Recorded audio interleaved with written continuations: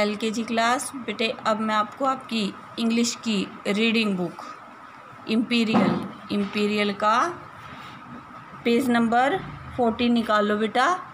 Sound of ए ये मैं आपको पढ़ा रही हूँ। देखो कैसे पढ़ना है।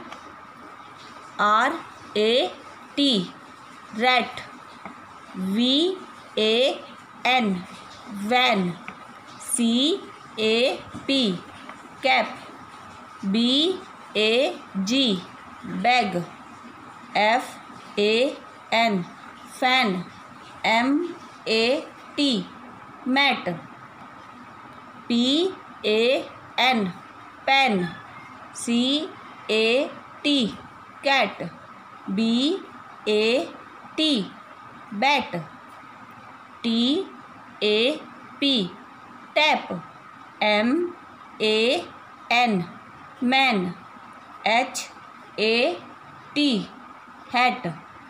ये पढ़ना है बेटे आपको। जब आप ऐसे ही पढ़ोगे जैसे मैंने पढ़ाया है, तब आपको इंग्लिश के लेटर्स हैं ये जोड़ के पढ़ना आ जाएगा।